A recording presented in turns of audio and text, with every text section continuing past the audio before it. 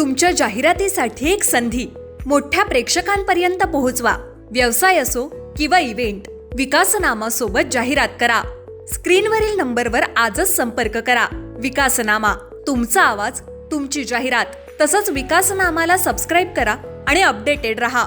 नमस्कार, मी विकास मिरगणे. विकासनामा डिजिटल प्लॅटफॉर्ममध्ये आपलं सर्वांचं स्वागत.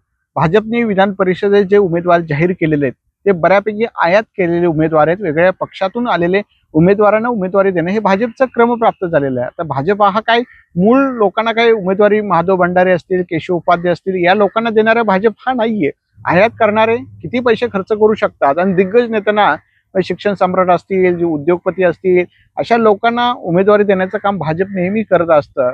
आणि नको ते लोक जवळ करण्याचं काम जे फडणवीसांनी सुरू केलं, त्यामुळे सर्वसामान्य भाजपचा कार्यकर्ता, मूळ जो भाजपचा कार्यकर्ता आहे, कुठे तो दुरावला जाऊ शकतो, दुखावला जाऊ शकतो. अरे ठीक आहे, त्यांना कोण विचारतंय, हाही महत्वाचा मुद्दा ना. दुखावला काय, दुरावला काय, त्यांना काय, सगळं ईव्हीएम मशीन, सगळं ते निवडणूक आयोग, हे सगळं भाजपचंच आहे. त्याच्यावर न बोललेलंच बरं.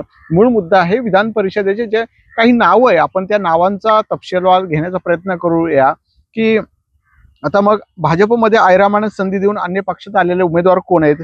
प्राजक्ता तनपुरे, जयंत पाटलांचे ते भाचे आहेत आणि माजी मंत्री राहिलेले, राज्यमंत्री होते महाविकास आघाडीमध्ये, त्यांना सुद्धा घेऊन तिथं उमेदवारी देण्यात आलेली आहे. मूळ मुद्दा ते सुद्धा राष्ट्रवादी काँग्रेसचे होते. अमर राजपूरकर हे अशोक चव्हाणांसोबत काँग्रेसमधून ते भाजपामध्ये आलेले, काँग्रेसचे माजी आमदार खासदार अशोक चव्हाणांचे निकटवर्ती म्हणून नांदेडचे नगराध्यक्ष म्हणून होऊन गेलेले. तर सातारा, सांगलीमध्ये धैर्यशील कदम मूळचे काँग्रेसचे, शिवसेना विधानसभा लढवत, त्यानंतर भाजप जयकुमार यांच्या जवळ, गोरेंचे जवळचे आहेत. एकूणच काय या सगळ्या बघितले, राजेंद्र राऊत जे बार्शीचे आमदार होऊन गेलेले आहे, त्यांनी सुद्धा काँग्रेस, शिवसेना असं सगळं जे आहे ते उपभोगलेलं आहे. नंतर भाजपा, आता बसवराज पाटील जे आहेत धाराशिवचे, ते सुद्धा माझे आमदार आहेत. मतदारसंघाचं दिग्गज नेते काँग्रेसचे शिवराज पाटील चाकूरकरांचे निकटवर्ती. म्हणजे एकूणच काय 5 लोक जे आहेत ते वेगळ्या पक्षातून त्यांना उमेदवारी देण्यात आलेली आहे. भाजपने तुमच्या आमच्या सर्वसामान्य कार्यकर्ते जे आहेत, सतरंजा किंवा ऑनलाईन बैठक करणाऱ्या, ऑनलाईन शिबिर करणाऱ्या, किंवा मोदींच्या सभेला नेणाऱ्या, मुख्यमंत्री सभेला नेणाऱ्या, भाजपच्या कार्यक्रमाला उपस्थित राहणाऱ्या नेणारे, असे लोक नको. त्यांना जे बाहेरून काँग्रेस सोबत आलेले, राष्ट्रवादी सोबत आलेले, वेगवेगळ्या ठाकरे गटासोबत आलेले, अशा लोकांना उमेदवारी देण्याचं काम भाजपने, फडणवीसांनी केलेलं आहे. म्हणून सर्वसामान्य याच्यामध्ये रवींद्र चव्हाणांचा काही रोल नाहीये. कारण शेवटी फडणवीस ठरवतील तेच आहे. रवींद्र चव्हाण हे प्रभारीचा अध्यक्ष आहेत फारसे, त्यामुळे ते त्यांचा रोल फार महत्वाचा किती आहे हे सर्वांना माहीत आहे.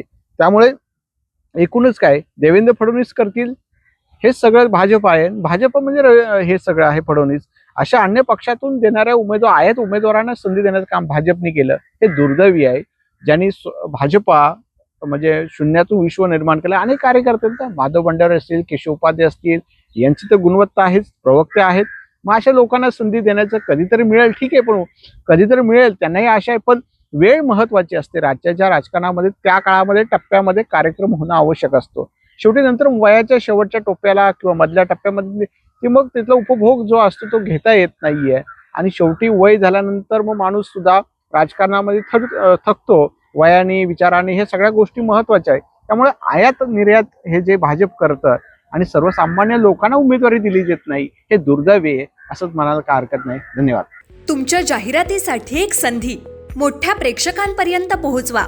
व्यवसाय असो किंवा इव्हेंट, विकासनामा सोबत जाहिरात करा.